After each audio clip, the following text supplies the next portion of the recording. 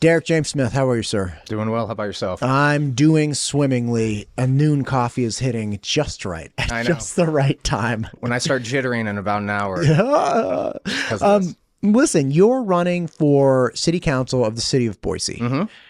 You, man, just tell me why. I mean, let's go. Relatively, completely unknown citizen of Boise. Grew up in rural Ohio. My father was a business owner, and my mom was a native of excuse me. You're good. Yeah. Native of France. France. Oh, okay. Yeah, and they met in New York City, and he brought her back to Ohio, where I am the youngest of three. I got a French bulldog. Hey! That pretty much makes us relatives. I mean, why isn't he in here? Dude, he's so loud. He's like, he's such a pain. And he's such a cranky little, like he'll lie on the ground for, I can bring him in here and edit sometimes. He sits on the ground, no problem. Get his little water bowl. And then when he's done sitting on the ground, he just sits there. He's like, hey, when are we leaving? I'm like, dude, just relax, man. He's the best, though. Nothing you said there makes me not want him in here. Yeah, okay, fair enough. And, in 2016, after graduating from Ohio State painfully, I began a road trip across America. And the second I pulled into Boise, a city I had no intention on making my home, it was just a stop on the way to the coast, I knew that this is the place I wanted to live forever. It was clean. It was beautiful. No abandoned buildings downtown with broken windows. And when you come from a place like Toledo, Ohio, it's pretty easy to impress. So I moved here, got a job as a salesman for a machining company. I had an amazing boss. Don't want to get into whom, but Sure. it was just a wonderful experience, wonderful company. And unfortunately, I had developed an abusive relationship with Adderall that had been prescribed to me. But when I got to Boise and I left my family and I was on my own, I succumbed to the disease of drug addiction. And for a few years, I was a heavy meth addict. Now, I got sober by the grace of God, and I like to say that I didn't overcome the disease. It was taken from me when I allowed Jesus to do so. And that has been an instrumental moment of my life that I try to carry forward to everyone and anyone. I'm not abashed to talk about it. And if I could do things differently, obviously I would. But I can learn from these lessons, right? Yeah, man, listen, you're not the only one. Like, what's that, Sam Smith? You're not the only one. Yeah, like, it's... drugs in our country, prescribed or illegal, are really, really a problem. And I have family members that have really struggled with it as well and come through incredibly. But life is tough. And with the availability of, and again, prevalence of prescriptive medications with younger people, it's just, it's tough. Yeah. And we see now the fentanyl crisis is unique in the sense that for decades, the cartels would be interested in keeping their customers alive and addicted. But now fentanyl is 25 cents a pill in some cities. It'll kill you. So I'm not going to get into why I think that is, but that's just a unique change in the drug relationship we've seen. Yeah. So you have a bit of a rough time. You get through it. God bless it. And here we are. Yeah. So why city council for Boise? Well, it started when I took my dogs down to Ann Morrison Park. And I saw a bunch of people. And these are not, these are 50 plus people living in their car, drinking booze at the park, living for nothing, homeless by all metrics. And I just thought to myself, we can do better than this, right? Like the evidence that we can gather from liberal governance in cities around America is that it just hasn't worked. And I think the real problem is conservatives have allowed liberals to corner the market on compassion. But as we all know, the road to hell is paved with liberal ideas. So, okay, well, let's back. Back up. Understood on your look. Homelessness seems to be a key thing. Okay, so what are the policies around that within the city that you feel like need to be changed? An absolute state of emergency in regards to building. Even with all the red tape that we have cut and all the, favors we've made to get building under control, we're still not on pace to meet the population estimates for like 2050. So we need to think radically different, right? And we can't just, it's not just about, putting an ADU here or giving this putting a small duplex here. It is about building significant apartment buildings that young people can live in and save money to buy a home. We are seeing a generation of people that have the lowest purchasing power in decades. They are working harder and earning less. They see the construction all around them, and their rent is still going up. So to me, I see a bunch of half measures, and I'm not going to say that some things haven't been done well, but we are truly dealing with a unique crisis for our time. And I think the problem is conservatives have not done a good job of painting the future on how we can make progress where the liberals have kind of made bureaucracy. I had Mayor McLean in several times, actually. Very much enjoy speaking with her. And she has articulated multiple times about the public-private partnerships that Boise has engaged in, where Boise may own a lot downtown and they will engage in a partnership with a developer and lease that lot to the developer for like $1 a year. So the developer essentially gets a free lot, almost. But of course, there has to be very specific there's a partnership, which is like, look, this is what the city needs. If we're going to engage in this, you have to deliver, like commercial on the bottom, you got to deliver attainable housing. You got to, we need more housing. And that's a public-private partnership that the city, at least the mayor, seems to be very, very proud of. Do you think that's a good path forward, or would you modify that?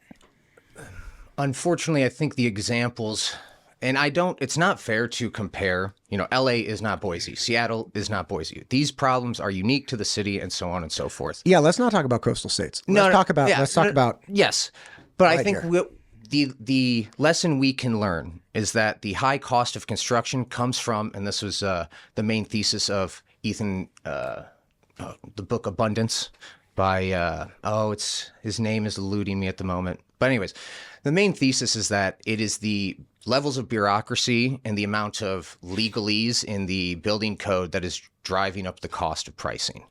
So productivity has gone up, building has gone down, costs have gone up, and we are burying ourselves in, bureaucracy that is more focused with the process than producing something.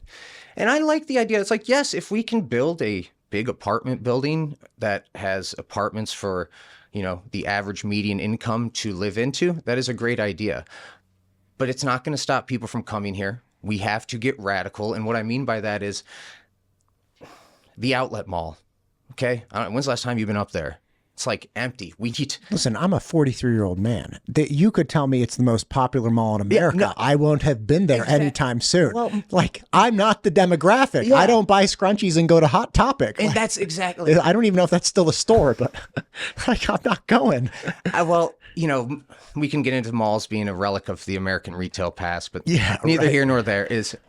We have infrastructure in place. I would make the argument, we look at the Boise Outlet Mall, we rezone it, and we build a massive apartment complex there and provide shuttles for young adults to travel downtown, travel to the village for their service jobs. Because we are a growing service economy, and we're constantly seeing people that are not able to afford to save, to live, to buy a house one day. Okay. That sounds radical. Yeah. What I really want to understand, though, when you say, I propose we build this and we provide shuttles. Who's we? Right. Because the city. Not the city. Okay. Not the government. Okay. Right? And what we've seen in other cities that have wished to address the affordable housing issue is that private money builds quicker. Because when you start to involve public and federal funds, now suddenly you're beholden to rules and stipulations about who can supply and yada, yada. Sure, of course. We need to take a chainsaw to our building policy, or I like the idea that we see in New Zealand where they made a plain English building code. So you have the legal document, which is precise and verbose, okay, because you need precision in law. But then you also have the plain English version, so contractors can build without having to hire a lawyer. If you want to build a massive apartment complex, you're going to spend a lot of money trying to understand the legalese. And that is as the book Abundance claims, one of the major driving forces in housing prices going up. Okay. Yeah. I don't understand. Mhm. What you're saying is that you you want the outlet mall to get rebuilt and shuttle supplied, but not done through the city. And it sounds like you're saying we should incentivize builders to do this by picking up a similar mechanism for building code that New Zealand employs, but is not a contemporary aspect of American building. Yeah. So just for example, earlier today, doing a little chat GPT, asked it for me to provide some examples of like the Boise building code. And I'm not going to go into them. It's very, Sure. A lot of legalese. And then you ask it, hey, can you simplify this for me? And I understand there might be a lot of holes in my theory, like Swiss cheese. No. I'm not saying it's even a bad theory. I'm just trying to understand that you're just saying that we could reduce the cost of building by how much? Like by simplifying this, what do you think it would be like a 5% reduction in cost?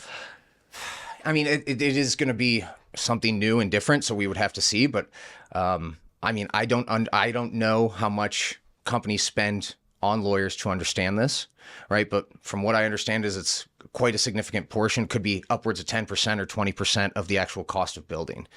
So going through the permitting process, but doing so in a way that is requiring you to hire a lawyer. So it's a broader picture is you think that it costs too much to build an apartment, which is why more apartments aren't being built. And because it costs more and it's prohibitive, if we could make it cost a little bit less by reducing the bureaucratic system and process we have in place for building, then we would incentivize more building. We don't know for sure because we don't actually know how much that bureaucratic process costs people, but theoretically it might reduce the cost by we would just be guessing. So theoretically there's a cost reduction there. But you and I don't know if that would actually lead to an incentivization like Delta, where it's like, oh, it's 10% less, or it's 20% less. Like, let's flood into Boise. Well, it's not on us as city councilors to incentivize businesses to come and construct. The incentive is the people that are coming here. They want to build and collect their rent for decades to come. And one beautiful thing about Boise is it's incredibly safe. Property crimes are low. So if I am an investor thinking about building a major apartment complex, I have a pretty good idea that for the next 20 years, that place is going to be a safe, comfortable place to live for young adults. Yeah. And that's where your incentive is. When they do major projects in other states and other cities, you take decade-long approach. For example, the Idaho Power. They think 20 years in the future. They plan for 20 years in the future. Mm-hmm. We can do longitudinal studies on, hey, what is it going to cost you to build this? Now, what would it cost you to build it if we don't make you jump through 1,000 different hoops? Okay, let's pass that saving on to the renter. But also, I think it's like there's a generation of young kids. Man, they work and they work and they work and they'll never be able to afford a home. Okay, they can pay rent for $1,600 a month. They could pay a mortgage at $1,200 a month, but because of their rent, they're never going to be able to get up to that mortgage unless, as a lot of us from my generation, we're waiting for our parents to die. And that's a sad reality, is that the greatest transfer of wealth we're going to see in this economy is when the baby boomers finally pass. And I think that's sad because we're taking a generation of people who are grinding away and they have no hope except for something bad to eventually happen. And I know it's like a big picture, like, oh, you're overthinking it. And that is, well, I don't know. I'm sure somebody doesn't think you're overthinking. Like, we do have a big problem with, like, I was just talking to a buddy today, and he's working his butt off, right? And he was actually saying that now that he's in his mid-30s and, he's married and has a kid, he has conflict with his parents. He talks to them. He has conflict with his parents because what worked for that generation is not working with this generation. And, obviously always the articulation is, yeah, but we bought a house at 14%. And it's like, yeah, you know what? I would buy a house at 14% now too. You want to know why? Because if I could follow the interest rate down from 14% to 3%, I would have bought all the houses because then I just refinance all the way down. We didn't have the ability to do that, right? You could buy a house for 30 grand and a bag of potato chips when you were like at our parents' age. And it is absolutely wild. It's not even the housing prices. Yes, housing prices adjusted for inflation were still cheaper in the 80s. I think in Boise area around the 90s or the 2000s is when you saw like the lowest value in housing.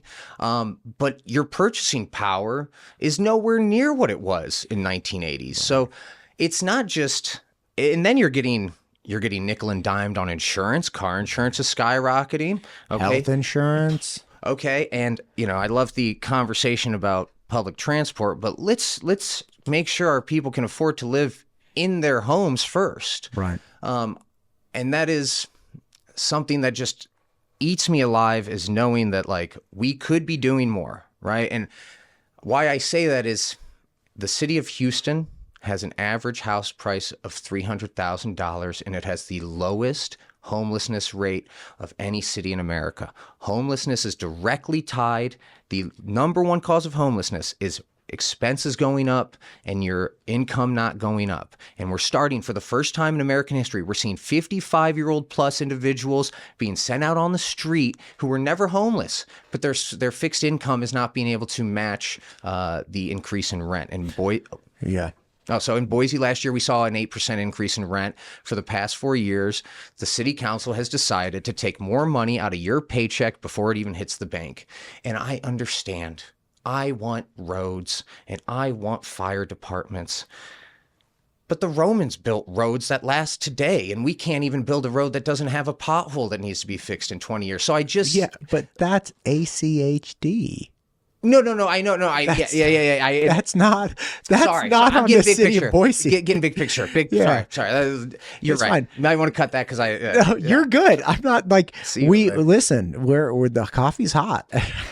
No, and sorry, while I do want to stay focused, I am a big listen, picture type I of can guy. tell. And look, I'm a big picture guy too. So like I have a great appreciation for that. I come back to the solution. It sounds like you're presenting is, look, we need to do everything we can to drop the cost of building, because then the free market and private investors will do what they do. There is a part of me that understands that crony capitalists exist and they need to be checked, right? That is what the enforcement arm of the government should do, is protect its citizens from being taken advantage of. Sure. But my point is, if we can get out of our own way, housing will flourish. If cities get in their own way time and time again. A great example on a big picture scale is pre-1970s, businesses, corporations were polluting like none other. And through a team of lawyers, we finally got the environmental protections, like a lot of Clean Water Acts, a lot of things that were absolutely necessary. And those same tools, which were used by liberals at the time, are now being used by conservatives to shut down solar panels. I just read in the Idaho Statesman today that their Ada County commissioner voted against some solar panel project. So liberal governance creates these tools that then, given enough time, come back to work against them, right? So we make these building policies so that we make sure buildings are safe at the cost of making homes affordable. And, another big picture thing is we have all these building codes that need to be followed, but talk to anyone who bought a house and average suburb today, subdevelopment, and a lot of them would say they'd rather have a home that was built in the 60s. You can have all these rules and regulations, but if the craftsmanship isn't there, if the house is built quickly, you start to notice cracks and such. So I just think we have the ability with AI to simplify our process and remove lawyers and litigators from the understanding of the building code. I mean, have you ever been on a construction site? Yes. Okay. When a lawyer shows up, does productivity increase? My father-in-law is actually a construction attorney. See? So I would love to talk with him. Because this is what he does, right? Does he not get paid by construction firms to understand the legalities of what they can and can't do? Oh, yeah. That's the nature of his employment. Yeah. And I'm sure he did what I hope he did well for himself. You know, but the reality is like, there's a whole generation of people that are radicalized for many reasons. We've been given cell phones from the time we were a kid. We went to a university, as Jonathan Haidt in his book, The Coddling of the American Mind says, we have made our students less resilient mentally. They are offended at everything. And now these people are entering the workforce. They can't afford to live anywhere. If they're living with their parents, they're still living in a neighborhood of which they'll probably never be able to afford a home. How could you not be radicalized? How could you not be depressed? And, you know, we see anxiety, depression, all these numbers are increasing in my generation and younger. So it's like, we can make housing affordable if we just get out of our own way. And if I can't do that, the least I can do is recommend that the difficult decisions be made. I will not vote to increase your taxes unless we are absolutely backed up against the wall. But the hard decisions need to be made in city council. We need to prioritize efficiency. I can't imagine anyone making a serious-faced argument that government bureaucracies focus on production as opposed to the process. So we don't reward our civil servants for making things more efficient. And I have heard stories, don't know if it's true, but departments will have a budget. The end of the year is coming. Let's say the budget was $10 million. They spent 9.8. And I think this might be state, might be federal, but they will then be tasked with, hey, you need to spend that $200,000 so that we can justify another $10,000 in next year's budget. Seems very bureaucratic, seems real. I wasn't there, but it seems like something that we are experiencing. And it's part of the reason why they need more money to pay more people to do less. Talk to me about specifically the city of Boise. Where do you see inappropriate tax increases and where do you see government bloat? I have a radical. Why can we not fund our parks, our social services at a crowdfunder level, right? Like, wait, I don't understand what you're saying. So, imagine, bear with me. Okay. Imagine we have an empty plot of land, okay, and we want to put a park there. And recently they're going to propose a tax of $40, you know, for 2 years, or $80 for whatever. Yeah. We need to bring that idea to the public and let them fund it. There are plenty of people in Boise that have a lot of money that refuse to give it to the government because they know it's not being used efficiently. But if we were to bring a Kickstarter type campaign to the way we fund projects, like, might not work it, but why are we not thinking outside the box? Okay. Yeah. That's pretty wild. Let's so go. Essentially, like, make parks by just saying, hey, we need $5 million and like, who's coming with me? Okay. Yeah, that's fine. But hang on. Yeah, go. Where do you see ineffective spending, inappropriate tax increases, and government bloat in Boise right now?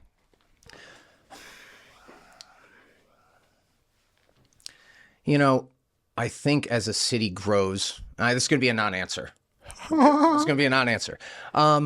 Okay, let me just get more coffee then. Yeah. Go. You know, I was looking at the budget last night, and I was looking at the number of civil servants that have been hired over the past 4 years. I think it's something in the range of like 120 people or so. And I guess where I see the bloat isn't now, right? Like, my experience coming from the Midwest is what happens with cities that hire a bunch of people as the population grows. And I think Boise will continue to grow for many, many decades. But eventually what's going to come due is the Public Employee Pension Fund. Okay. Public employees don't make a lot of money on their paycheck, but they get great retirement benefits. Now, are you saying Boise public employees, or are you saying just categorically? Let's talk. Yes. Boise public employees. The pension fund today is a fraction of what it's going to be when this generation of employees start to retire. And do you feel that we are appropriately funding the Boise pension fund in a manner that will not create a problem down the road? If growth continues, it'll all be okay, right? Like, if the population grows and the tax base continues to grow. Today, right now, yes. Are we sufficiently funding it or not? So From my understanding, I don't have the details on that, right? That's one aspect that I really haven't dug into. It's more of the big picture of, thinking long term of the effects of CalPERS is going to be in trouble. Yes. Okay. Right. But we're in Boise. Yeah. Right. So referencing mismanagement of other states or other municipalities is not as effective for, articulating a path forward for us here. Oh, it's no. And like I said, I am simply trying to recognize parallels that are happening in our country. Right. But that's like, here's the thing. If I may. Yeah, let's do it. I don't understand how to take that information, because we can say, hey man, okay, do you have public employees? You got public employees? Okay, well, this other place who has public employees, they mismanage their pension fund. You have a pension fund too? Okay, well, they're going to be in real trouble in 10 years. Parallel, you're probably going to be in trouble in 10 years. And I know of places, I could name several right now from the state that shall not be named, that I personally know have mismanaged pension funds and will be in a huge, huge problem. But that should not inform policy here, in my mind. That's fair. No, I hear you. But I guess as someone who's like understanding, I see the fact I'm running is like a whole cultural shift. And I know I'm going to get big picture, but allow me. It's not that I say, hey, look at this city and what they did. And it's that, look at all of the cities. Look at all of them. Liberal governance has not made housing more affordable. It has not gotten people off the streets. Well, how about this? Yes. Not all cities are created equally, hence your desire to live in Boise. Yes. Now, you moved to Boise and Ada County when it was far more purple than it is today. It's far more red than it was 10 years ago. The two of the most notable governors in the past several decades were Democrats. We had parity within the legislature in 1990 between Democrats and Republicans. Like, we have a mix. So if anybody wants to say, hey, are all cities created equally? Now, no, because we're not San Francisco and we're not New York and we're not Seattle.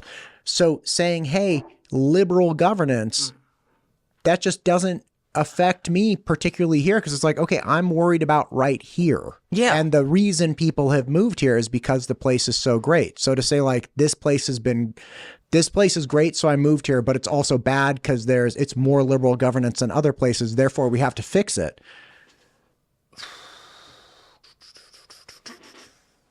Trying to take your time. No, you're good.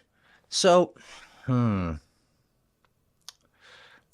because how do I convey the, we'll cut this or not, but we are all emotional creatures that then logic ourselves into the, take your time. Yeah. I'm not looking to rush you. I want to understand what your position is. And I think that it's really important. My position is, I'm running to take, good question. The coffee's hot. Yeah, dude, let's go.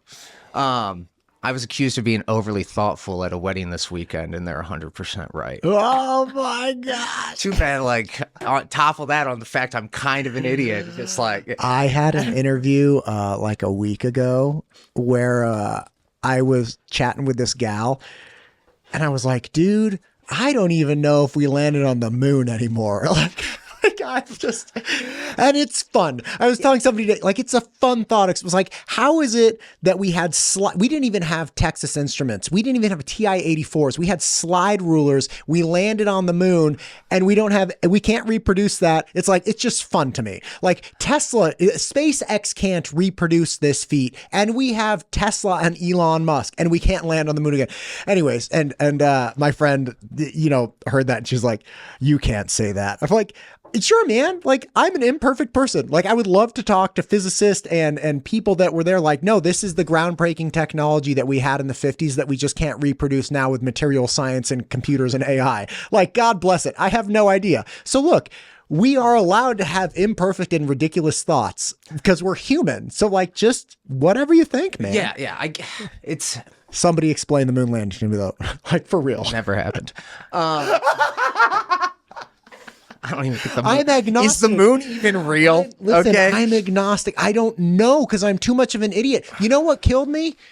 I heard things that made a lot of sense in objection, and I immediately rejected those things.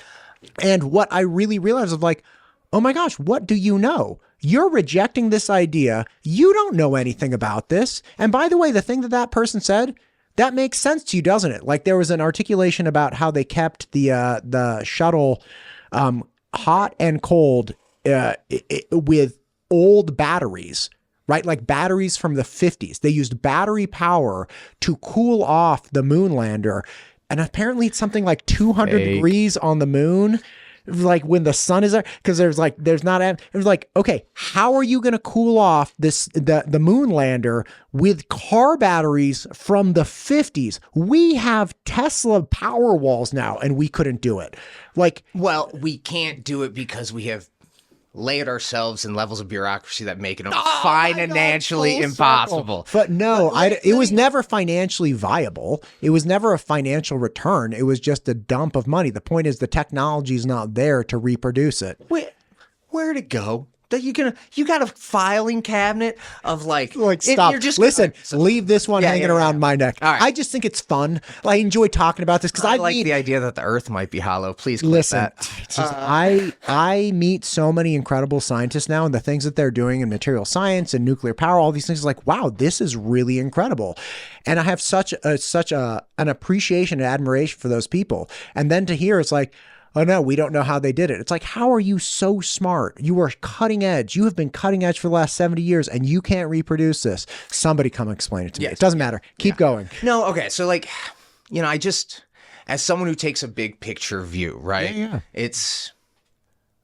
I saw and I just don't, the issue itself, like I am so insignificant, I am so indifferent on, but when Boise City Council voted to make the pride flag an official city flag, it reminded me of a quote from Thomas Sowell, and that is, activists are often more detrimental to the cause that they're proposing to help than actually helping it. And, to me, it's like I'm running to change the culture and the mindset and the ideology on how things need to be done. Okay. So it's like, you want to ask me about like what specific policy? It's like, I have ideas, but like, as I continue to work with certain people in the industry, as I do research on pragmatic solutions that have worked in other cities. And that's what I want to look at, right? It's not good to look at like, oh, they did this wrong. It's like, hey, who's been doing this right? Who's been doing it right? I mean, Houston has been doing it right. They have an average home cost of $300,000. Lowest homelessness of any city in a major city in America. You see a lot in they also have really high property taxes. Well, right. So you get away with having low home prices because you don't have income tax, and then you have high property tax. So the overall cost of housing, the purchase of the house has to go down because the repetitive cost of owning it is significant as well. If the average cost of a home in Idaho is $515,000, or Boise, it's like $515,000 right now, and the average cost in Houston is $300,000, how much higher do your taxes have to be to negate that difference over a 30-year or the lifetime of your house, right? So it's like the idea a lot of people have is that, I'm going to go buy an electric car to save a bunch of money, or it's like really beneficial. But the most environmentally friendly car you could actually buy, it's kind of losing the plot here, but the most environmentally friendly car you can buy is the used one. Okay. Right? The bottom line is your thought is model what Houston has done. Not model what Houston has done in the building aspect, but like, yes, like if I can afford to, like $200,000 is a lot of money. And that is the barrier of entry a lot of people will not be able to meet here. So you know what, if I can get you into a home for $300,000, but you know what, your taxes are going to be a little bit higher, that's an acceptable exchange I'm willing to make. An exchange I refuse to make is that we don't build enough, so your house price goes up, your appraisal is going to go up. So even if they didn't raise taxes, guess what, your taxes are still going up. And then on top of that, for the past 3 years, they've raised your taxes, raised your taxes, raised your taxes. And I don't know exactly where efficiencies and budget cuts could be made in the city government, but I just have an idea that there are probably some inefficiencies in big bureaucracies that could be addressed. but not in like a doge way. I was so disgusted by the wanting to fire public employees and like taking thrill in it. It's like, no, so many civil servants want to be productive and they're buried underneath levels of bureaucracy. And once again, I'm quoting the book Abundance. I thought it was very informative on this topic. Sure. And, we need to empower people to get things done, and when I say that is great example is that the I-95 bridge, I believe outside of Philadelphia, burned, was out of commission, and this was one of the major corridors for commerce and transit in America, right? And when was this? This was a couple years ago. Okay. The truck underneath crashed. Okay. Sure. And it would have taken, estimates were, it was going to take at least 3 months just to get the bids. Okay. Declared a state of emergency. It was done in like 2 weeks. Okay. We can do it. In the 1940s, we built 10 million homes while we were fighting a world war. Like, we have it inside of us. We know how to be productive, but we have layered inefficiency and legalese on top of ourselves to where we have our hands tied. And I think the idea that I'm fighting against is we can't just keep repainting something and expecting the shape of the house to change, right? I think it's honestly beneficial to work with the civil servants and say, hey, like, what makes your life more difficult? How do we make that more efficient?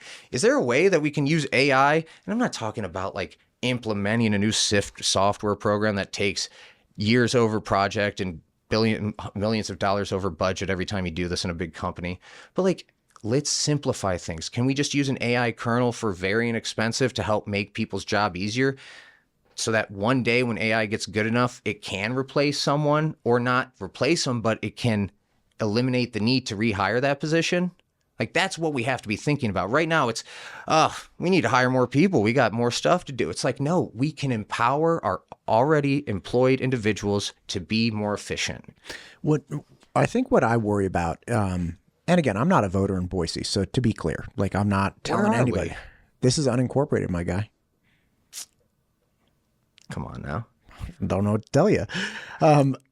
What I worry about is that there are large, complex systems that are producing high quality results that people don't understand. And then please help yourself. They're large, complex systems that are producing great results, but people don't understand them. And because they don't understand them, there's an assumption of inefficiency or low quality. Like, take this morning, Steve Burgos from the Boise Public Works. I had a conversation with him. It published this morning.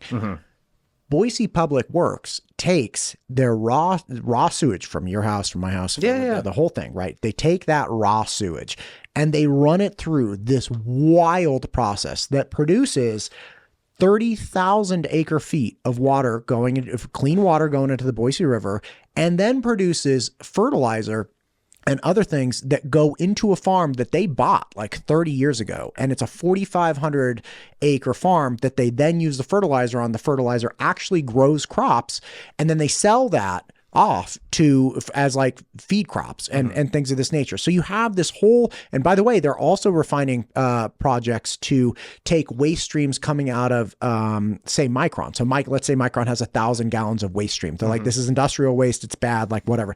They take that, refine it, and deliver back to Micron. I think it's like 60 or 70% of the waste water that was coming out and was just going to be going to this process. They deliver it back. And that 70 gallons is 70 gallons that they would have had to supply to Micron through like a clean water tap, right? So there are all of these processes and going through the system, physically walking through these systems and being like, oh my God, like, who thought of this? This is wild. That's something where it's like, okay, that's really complex.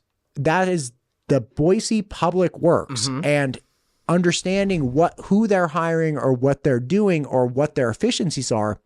That's really important. And I think it's so complex. People could say like, well, we could probably save money with our municipality issues, with like our wastewater and stuff. It's like, maybe. Have you talked to Steve Burgos? Because they're kind of rocking it, right? And I'm not saying you said anything about them. I'm just saying that we have these large and complex systems that are difficult to understand.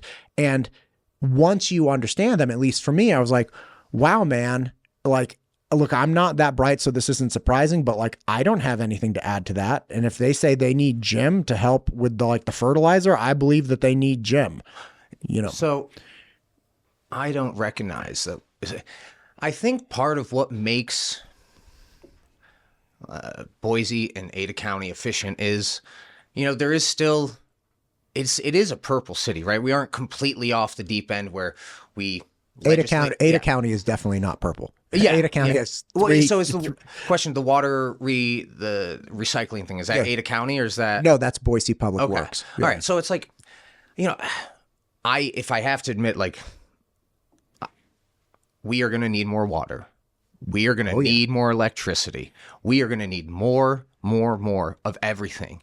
And the best way to get that is to get out of our own way.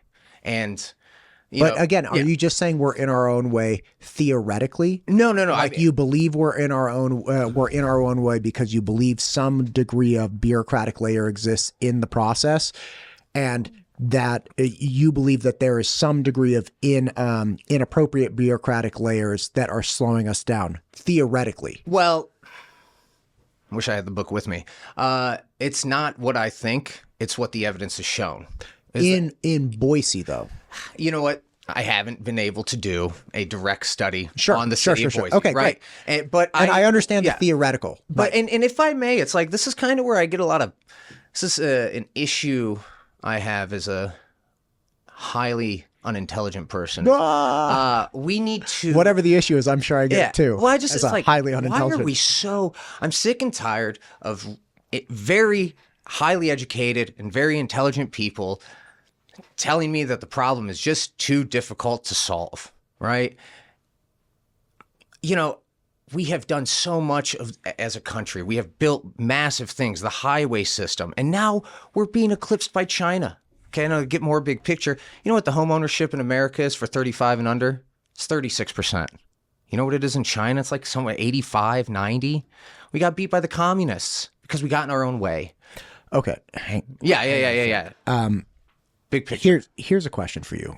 One that somebody really emphasized that she wanted to know, which is, look, what is our obligation to address world issues and reference world things? Because, we're not, first off, if you're saying that 90% of people in China own their own home. No.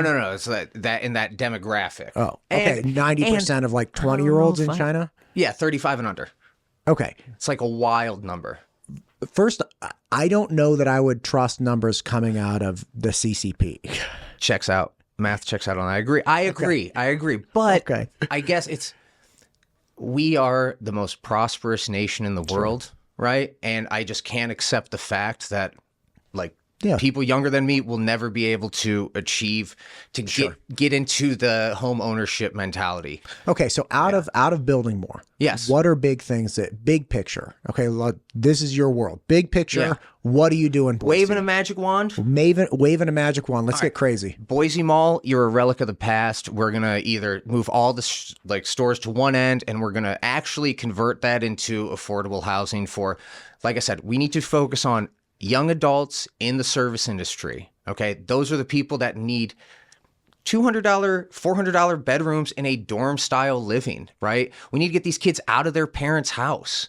We need to give them an opportunity to live cheaply, safely, and work nearby without needing a car. So if let's say, like, God forbid, if we manage to turn the Boise Mall into a major residential unit, which is, retail is dying. We might be 10 years away, we might be 15 years away, but that's when the crisis is really going to be bad in the valley. You're going to start seeing your grandparents on the street because they're competing for homes with kids that are just graduating from high school and college. So if I see, and I don't want to go into people's neighborhoods and put up an apartment complex in a residential neighborhood. We don't need to do that. That makes it more, the amount of infrastructure that needs to acquire a massive apartment complex is very significant. But that's why you do it at a place like the Boise Outlet Mall. That's why you do it at a place like the Boise Mall. Like, the infrastructure is there. Or, God forbid, what we have seen in a lot of, Austin, Texas, we have a very low homeless population. Okay, we could put 700, as the last count, 760 some people living on the street right now. It's a very small number, but we could take them. We could put small homes in the parking lot of the Boise, of the mall. Then we can get them the wraparound services. But I don't think housing first is an effective option for people struggling with drug addiction. And even if you're not a drug addict, when you end up homeless, 60% of people start using hard drugs when they end up on the street. Yeah. So, I don't have all the details and every little exact thing, but what I have seen is a bunch of lip service paid to a crisis.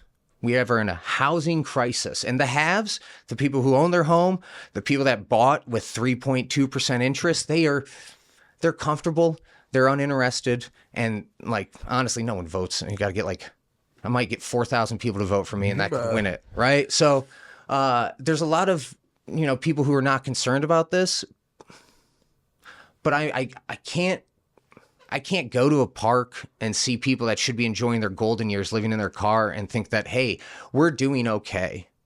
And to raise the flag, to make that flag a sign of an official city flag is, first off, I view that as inclusion by exclusion, but it is an ideological move.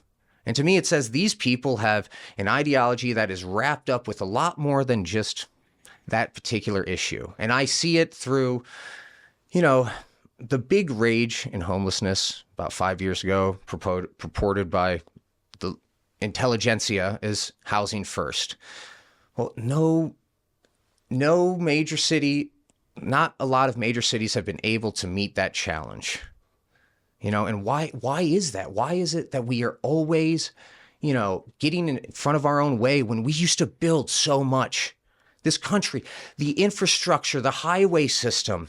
The Toledo Zoo was built in the 1920s and it's still one of the 1930s after the Great Depression, still one of the most amazing buildings. We used to have character. Now they put up these buildings and they're just squares, gray and white and black squares. And it's if that's what it takes to get it up quick, fine.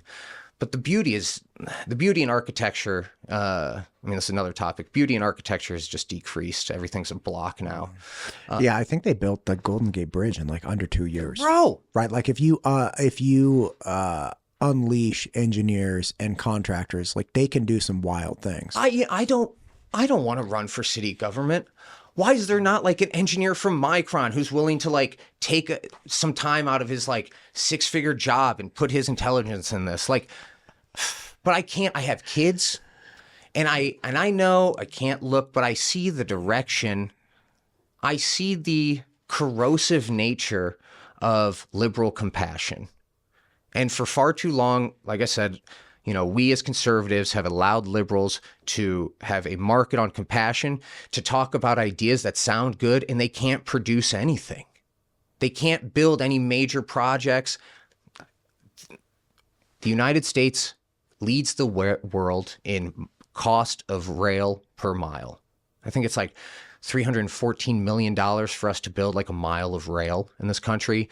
I think Germany is 70. I forget the rest of the numbers. I just was blown away that the United States is $100 million more per mile of rail. It's not because we can't build. It's not because we're not efficient. Productivity is up per person. We're just not allowing ourselves to unleash the system, unleash construction. So, we just need to this is a crisis. This is a crisis. This is a housing crisis. We are not going to meet the demands of people moving here, and you're going to start seeing fixed income individuals struggling more and more. And the idea that you want to talk about, what is it, in the one city councilor yesterday, it's no longer affordable housing. They renamed it something. Oh, I use the word, there are two distinctions, because within the building sector, if you say hey, we'll let you build this 100-unit apartment complex, but you have to designate 20% of it as affordable housing. The word affordable housing has a real meaning to it, where it's in different municipalities handle it differently, but it's generally this can only be done for people that make X number of the average income. Attainable housing is no strings attached to attainable. It's just we need housing that the average person can attain, not, the clear designation of affordable. So yeah, attainable housing. Okay. Yeah. I always like how there's language changes. That's on me. Because I think when you say affordable housing, people go directly to the legal definition or the commonly used definition. I'm like, no, we need housing that it can be attained by everyone. I'd like to think my definition of affordable housing is how it was stated by one of the Supreme Court judges. I can't define it, but I know it when I see it. So I don't know. I can't define affordable. I just know. Try to get an affordable housing apartment in a place that has an income restriction. Yeah. You can see that real clearly. Like, oh, I make too much. This is the problem. Like, you have the classic argument against those is, okay, so let's say you have a really nice 3-bedroom, 2-bath that somebody makes $60,000 and they go apply and they're like, oh no, you can't rent this 3-bedroom, 2-bath apartment. You're like, why not? I make $60,000. Like, I have enough to pay the rent. They're like, no. This is for only people that make $50,000 or fewer. Mm-hmm. You have to go to the open market with your $60,000. And then what you can afford isn't a 3-bedroom, 2-bath apartment. It's like a 1-bedroom, 1-bath or a 2-bedroom, 1-bath. And you're like, wait a minute, I can, like, the analogous cost is this. So you don't make low enough to get the perks, but you don't make high enough to get that nice 3-bedroom, 2-bath that's at market rent, right? That's the problem with, it's like we need the attainable chunk in there where it's like, no, if you make 60, you should be able to attain housing that's not, like a 1-bedroom. Yeah. And, for a lot of people, it's like, I think, if I had the option of paying like $1,600 a month for like a 1-bedroom apartment, especially in the younger years, or I could live in a dorm style living community with people my age and actually save some money. Like that is a radical idea. Like, right. Like let's think outside the box. And then, you know what, all you smart people, you can come and you can tell me where I'm wrong. And then I'll ask you why. And then maybe you'll realize, as I like to say, the rubber ducky method of computation. If you're doing computer code, you got a little rubber ducky. This doesn't work. So you explain it line by line to the rubber ducky until you find the problem. I'm the rubber ducky here, but I am, as someone with 2 daughters, when they made that activist move to put that flag up there, my father always said, you never want to abuse the weak and the downtrodden. Okay. But I think that movement is being used, it's being used by political left-leaning individuals to earn some sort of like curry, or it's like, look at me, I'm a good person. Okay, the largest, let me back up here.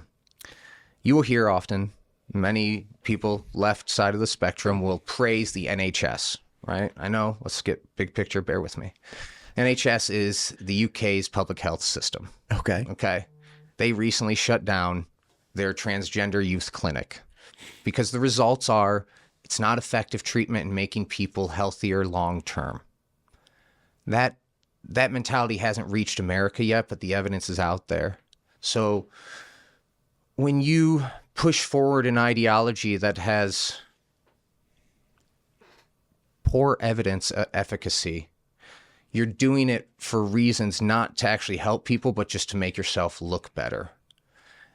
And I have to fight against that. I think we have to bring normalcy back to just bring us back a little bit to the middle, right? Like, we can't keep using these social issues as crux for, hey, look at what I did. I'm a good person. It's like, well, you raise taxes on people and you're forcing them in. And this is like peak neoliberalism. We're going to raise taxes on you until you're destitute and poor. But don't worry, we'll have a homeless shelter built for you with all that money we took from you. Wait, Derek. Yeah. Is that happening in Boise? 100 more people are homeless than last year. Is what you just said, raising taxes. Like, how much have they been raising taxes? And I genuinely don't know. 3% every year for the past 4 years. Okay. It's the legal maximum the city council can take from you. Okay. If your house is, I think, $400,000 over that time period, cumulative. Now, you do get a certain tax benefit for your homestead residents. So now, mind you, the 3% is they can increase the city budget by 3%. That doesn't mean you're increasing people's property taxes directly that same proportion. Right. So like, I know what you mean, but all the evidence is showing taxes from 2021 to 2025, your property tax, if your property of the so from 2021 to 2025, we have seen appraisals rise, but we have also seen property tax increases from the city. So it's been 3% per year. That's on average of 400. Cumulatively, I believe it's for a $400,000 house. I think we're talking about $1,200 increase in taxes. I have to look on my figures. Sorry, Grok. No. It's okay. I'm curious about this now because one of the issues that you run into is obviously we have more housing within the city. And as we have more housing within the city, that 3% gets absorbed. Like how many houses have we increased? Well, it doesn't matter. No. Keep going. Let me see if I can find a quick answer for this. Yeah. I forget where I was exactly. Bear with me. You were saying that you increase property taxes that drives people out of homes. No, and it's not like, hey, we're going to increase your tax this year, and all of a sudden that little bit, that extra $84 that comes out of your paycheck is going to be the thing that puts you over the edge. But from what I saw last, it's something like 50% of Boiseans are living paycheck to paycheck. Okay, we have, and you want to talk to me about parks? You want to talk to me about parks when we have 50% of the people that will be homeless with an emergency? Jesse Tree evictions went up. Evictions doubled over the past year. Okay. And I just think it's wild because the liberal compassionate idea is that we will take care of people when they're downtrodden. But the conservative compassionate idea is we're not going to let you become downtrodden because we're going to let you keep what you earn. And we'll make the hard decisions like, oh, what inefficiencies do I know? It's like, I don't know what inefficiencies there are exactly in the Boise government, but I know we've hired a lot of people. I know that in any major organization, 20% of the people are 80% of the efficiency and 80% of the work. That's just a fact. Okay? Well, it's a theory. It's a fact that it's a theory. Yeah, dude. I think is gravity a fact? It's a fact. I don't know. Last time I checked, it's a theory. Fact that it's a theory. Yeah, dude. 100% of the time works 60% of the time. Oh my God, Derek. Can you edit? God. Can you edit some of those down? I'm not editing any of them. Oh, no. These don't get edited. Oh, Listen to God. me. I appreciate you. I think I think you've done a good job of expressing. You think we're done now? We just got started. I gotta pee. Listen, I think you've made your point. I think your perspective is clear. And again, I don't know. And not that even if I knew something, like I would be the arbiter. Like I think you have made it clear. It's like, look, bureaucracy, different types of governance, cultural issues that you have. Like, it is my duty, if elected to city council, to do everything I can to keep as much money in your pocket as possible as a resident of the city of Boise. It's your money and you need it now, okay? With inflation, with rising housing costs, it is cruel of us to put an extra burden on the people instead of taking the hit ourselves in any way possible. Go over the budget with a fine-tooth comb. I'm going to be working with, I think, the Idaho Freedom Foundation to learn more about the budget. Wish I would talk with them before I got here, but, I'm just going with the plan that God put in front of me. So. Well, I appreciate you, man. Yeah. Running for office, I've never done it. I never will. I talk to a lot of people that are doing it, and it's not easy, and it's not fun, and it's not something where anybody's like, oh my gosh, that worked out so well. So I really appreciate you, throwing your hat in the ring, bringing the issues that you feel are relevant to the people, and they can decide. I'm not going to be one of them, but the people of Boise can decide if they agree with you or not. And it's really important that we have people that do that. And I'll just say it's like, might not have every answer to every question, but I want to get in there to change the culture to better represent the actual citizens of Boise instead of the ideologues. Thank you for what you're doing, my guy. Let's do it. Good luck. Thank you.